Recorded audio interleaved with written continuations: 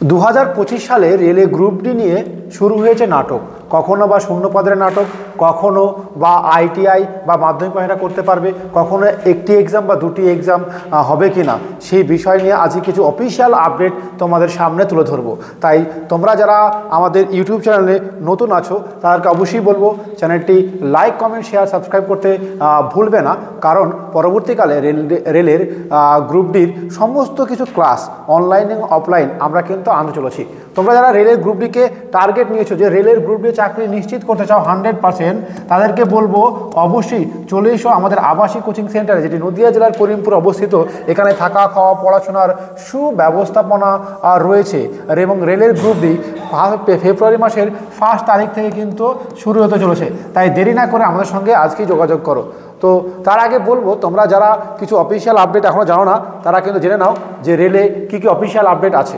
প্রথমত বলি শূন্যপদের বিষয় কি।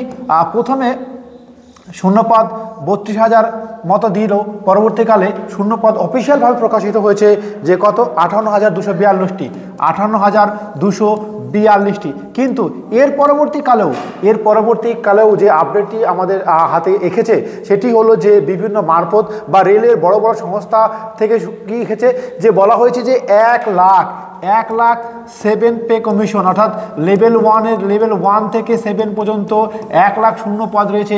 সেই 1 লাখ শূন্য পদে সারা ভারতবর্ষের রেলের বিভিন্ন জোনে নিয়োগ করার কিন্তু বলা হয়েছে। সুতরাং বুঝতেই পারছো তোমার জন্য 2025 সালে এক বিরাট সুবর্ণ সুযোগ রেলে গ্রুপ ডি চাকরি পাওয়ার জন্য। এবং এরপরে কি হয়েছে, কোয়ালিফিকেশন নিয়ে বিরাট একটা সমস্যা হয়ে দাঁড়িয়েছে। কি সেই সমস্যা?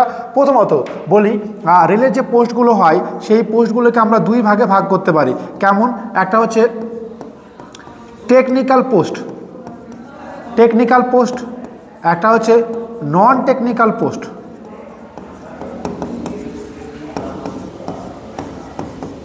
এই টেকনিক্যাল এবং নন টেকনিক্যাল পোস্টে কি হয়েছে, টেকনিক্যাল পোস্টে যে সমস্ত টেকনিক্যাল পোস্ট আছে তারা আইটিআই হলে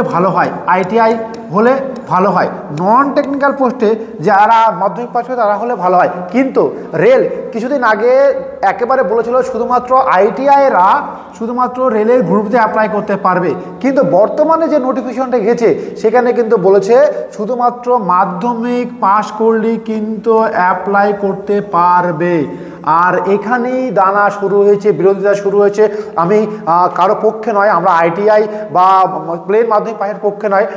ব্যাপারটা হচ্ছে আইটিআইরা বলছে তারা নাকি এর জন্য লড়াই করতে চায়, তারা যেন আন্দোলন করতে চায়, বা কেউ কথা শোনা আছে তারা কেস করতে চায়। এই সমস্ত কথা কিন্তু আমাদের সামনে ভেসে উঠেছে।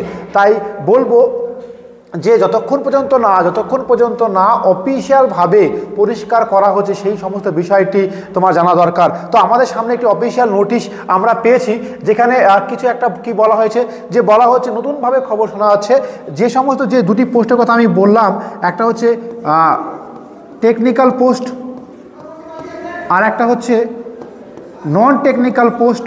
বলা হচ্ছে যে শুধুমাত্র টেকনিক্যাল পোস্ট যেখানে আছে শুধুমাত্র আইটিআই যারা করবে, অর্থাৎ মাধ্যমিক পাস করে যারা আইটিআই করেছে তারাই অ্যাপ্লাই করতে পারবে। বর্তমানে এই নোটিশটি এসেছে, এটা অফিসিয়ালভাবে রেলের গ্রুপে প্রকাশিত হয়েছে, পরিষ্কারভাবে লেখা আছে। কি লেখা আছে?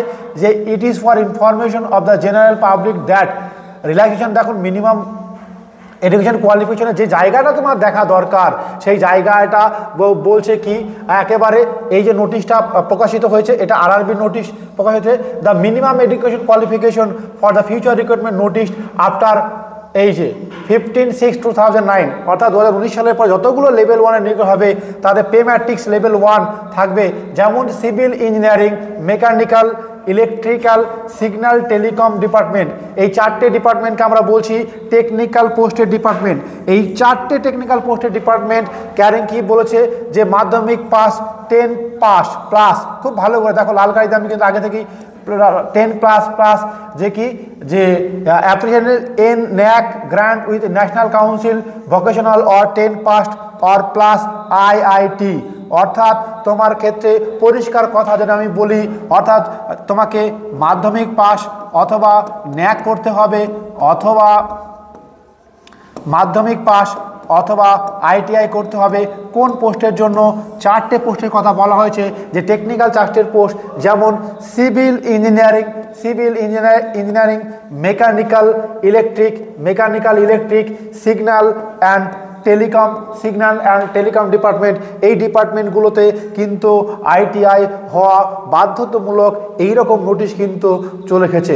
তবে আসল কথা তো বলবে একেবারে যখন যে ফর্ম ফিল আপ শুরু হবে তখন। তোমরা কি জানো কবে ফর্ম ফিল আপ হবে?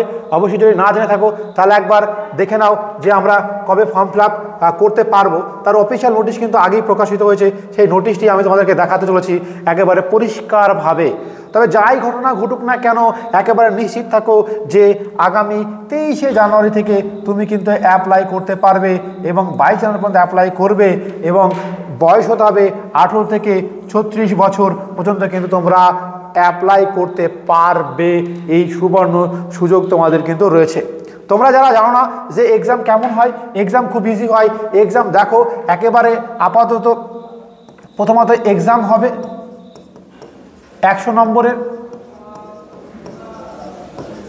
এর পরবর্তীকালে মাঠ হবে, মাঠ হওয়ার পর মেডিকেল হবে, মেডিকেল হওয়ার পর মেরিট লিস্ট হবে,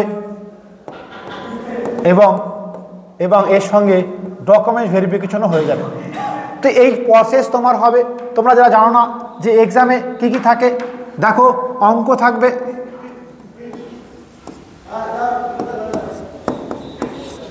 জিআই থাকবে, জিকে থাকবে, এবং স্পেশালভাবে সায়েন্স জিকে থাকবে, এই 4টে মিলে তোমাকে থাকবে 100 নম্বর। এবং এখানে চাকরি পেতে গেলে মোটামুটি 70+ নম্বর পেলে কিন্তু চাকরি রেলের গ্রুপ ডিতে ইজি পাওয়া যাবে। এই 70+ নম্বর পেতে গেলে অবশ্যই বলবো চলে আসতে পারো আমাদের আবাসিক কোচিং সেন্টারে, যেটি নদিয়া জেলার করিমপুর অবস্থিত। এখানে থাকা খাওয়া পড়াশোনার সুব্যবস্থা করা হচ্ছে। রেলের গ্রুপ ডিকে মাথায় রেখে স্পেশালভাবে পড়ানো হবে, একেবারে বেসিক টু অ্যাডভান্স ক্লাসগুলি কেমন হয় তার কিছু ডেমো ক্লাস তোমাদেরকে প্রদান করা হবে, সেগুলো তুমি একবার দেখে নিতে পারো। আজকের ভিডিও এই পর্যন্তই। পরবর্তী ভিডিওতে আবার তোমার সাথে দেখা হচ্ছে।